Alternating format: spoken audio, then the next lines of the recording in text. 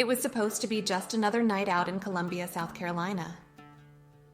Samantha Josephson, a 21-year-old University of South Carolina student, had been out with friends enjoying the vibrant nightlife of 5 Points, a local hotspot filled with bars, music, and the energy of youth. But what started as a normal Friday night ended in unthinkable tragedy. Samantha was ready to go home. Like many students do, she ordered an Uber and stepped outside to wait for it. But when a black Chevy Impala pulled up around 2 a.m., she got in without hesitation, thinking it was her Uber. But this wasn't the car she had ordered. Unaware of the danger, Samantha sat in the back seat, expecting a safe trip home. Tragically, that ride would never take her there. That decision changed everything. The next day, as hours passed and Samantha remained unreachable, her friends and family began to panic. She hadn't come home, hadn't answered her phone, and there was no word from her. Her parents, Seymour and Marcy Josephson, tried desperately to reach her, but there was nothing. The fear and worry escalated when they received a phone call that confirmed their worst nightmare. Something was terribly wrong. Samantha's car was found, but there was no sign of her.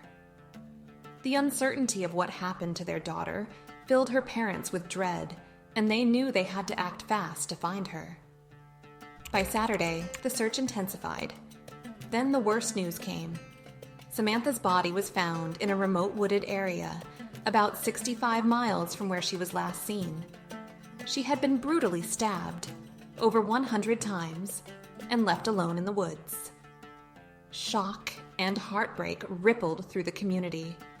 Who could do something so horrific, and why? Surveillance footage from outside the bar painted a chilling picture. It showed Samantha walking up to a black Chevy Impala, which had no rideshare sticker. At first glance, it seemed like a normal Uber ride, but the car was not hers. Samantha, unsuspecting and trusting, entered the vehicle, unaware of the danger waiting inside. The footage was the first clear piece of evidence in the case, and it immediately became the focal point of the investigation. Authorities now knew exactly what car she had gotten into, but they still had no idea who was behind the wheel, or what had happened to her after that. Soon, police spotted the same Impala near a shopping center and pulled it over. Inside was 24-year-old Nathaniel Rowland. He tried to run, but officers quickly caught and detained him. What they found in the car stunned investigators. Samantha's blood. On the dashboard. On the seats. On the door handles. On the headrests. It was everywhere. But that wasn't all. They found her phone, her shoe, and a bloody knife that carried both Samantha's and Rowland's DNA. A chilling picture was beginning to form. During the trial, the prosecution called Nathaniel Rowland's ex-girlfriend to testify. She appeared visibly nervous, her emotions raw as she recounted the terrifying events that unfolded after Samantha's disappearance. She described the grim scene she encountered in Rowland's car. Bloodstains on the seats, the dashboard, and the back seat. She also spoke about the disturbing moment she saw Rowland cleaning a knife with both his and Samantha's DNA on it.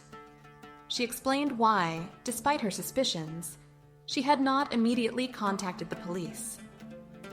Fear for her own life and that of her child had kept her from speaking out sooner.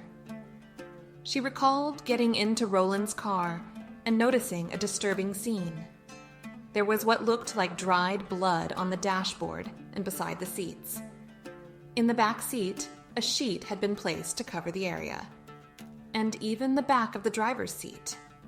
It didn't feel right. Then Rowland showed his ex-girlfriend a knife, calmly cleaning it in front of her. That knife would later become a crucial piece of evidence.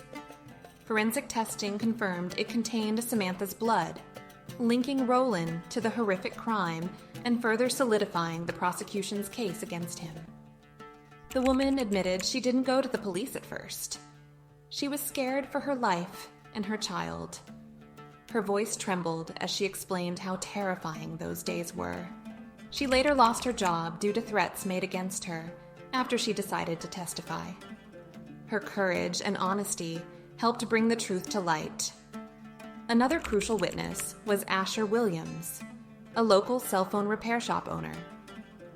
The morning after Samantha vanished, a man came in trying to sell a phone.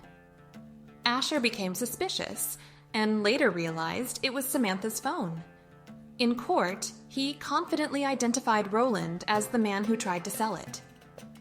Surveillance from his shop showed the same man entering and interacting with staff.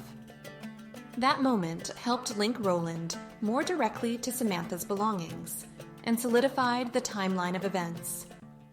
As the trial progressed, the emotional weight intensified when physical evidence was presented. Prosecutors showed Samantha's personal items, her bra, shirt, and a left shoe that was found torn and discarded. The evidence was undeniably painful to see, and the courtroom fell silent as the jurors, some visibly shaken, processed the disturbing details. Perhaps the most harrowing revelation was the discovery of Samantha's footprint on the inside of the car's window. This footprint, left during her desperate struggle to escape, became a symbol of her final fight for survival, forever haunting those who saw it. It was her silent cry for help, a desperate attempt to escape. That single footprint spoke louder than any words ever could. Samantha had fought hard. She tried everything to survive. Still, the defense made its case. Roland's attorneys had a different angle. They argued that while the evidence was disturbing, there was no definitive proof that Roland was the killer. Most notably, when he was arrested, he didn't have a single scratch or bruise on him. Their logic was this: how could a man commit such a violent, messy act, where a young woman fought for her life in the back of a car and walk away completely unscathed?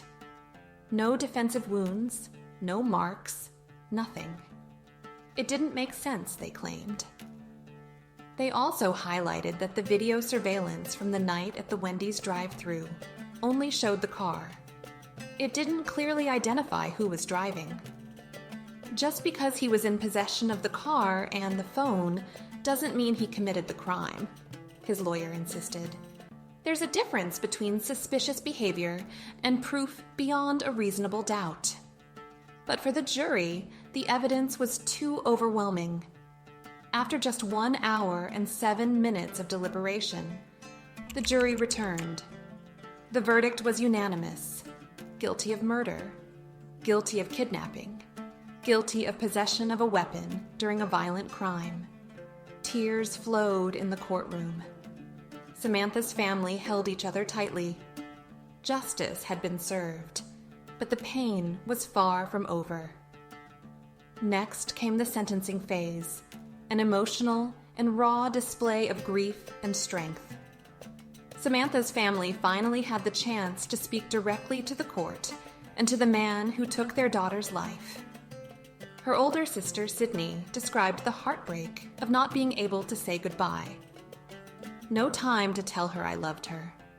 No time to tell her everything she meant to me.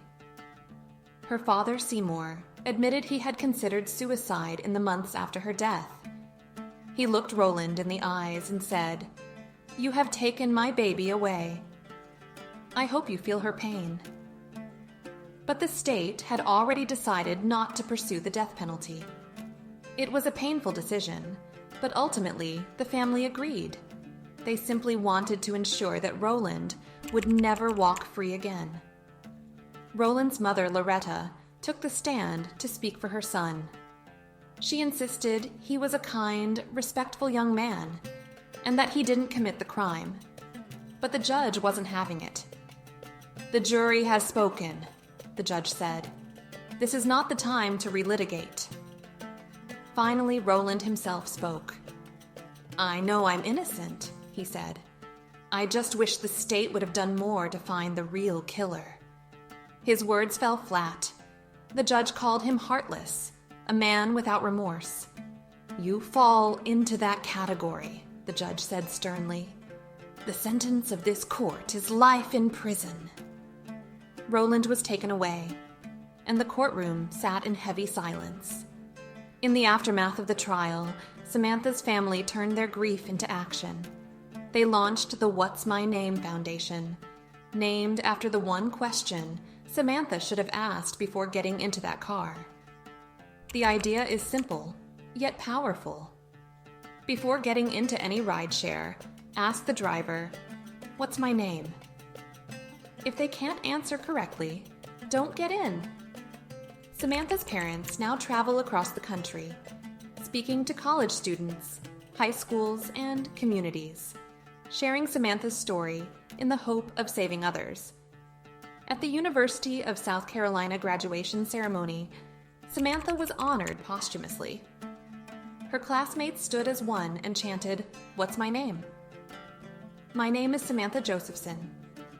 It was a moment of unity, of remembrance, and a call for change. Samantha Josephson was a bright, driven young woman. She had dreams, goals, and a future so full of promise. Her story is heartbreaking, but it's also a wake-up call. One wrong car, one small mistake, and everything changed. Her memory lives on in the lives she's now helping to protect. In every person who pauses before getting into a rideshare and asks, "What's my name?" We must never forget her, not just because of what was taken from her, but because of what she continues to give.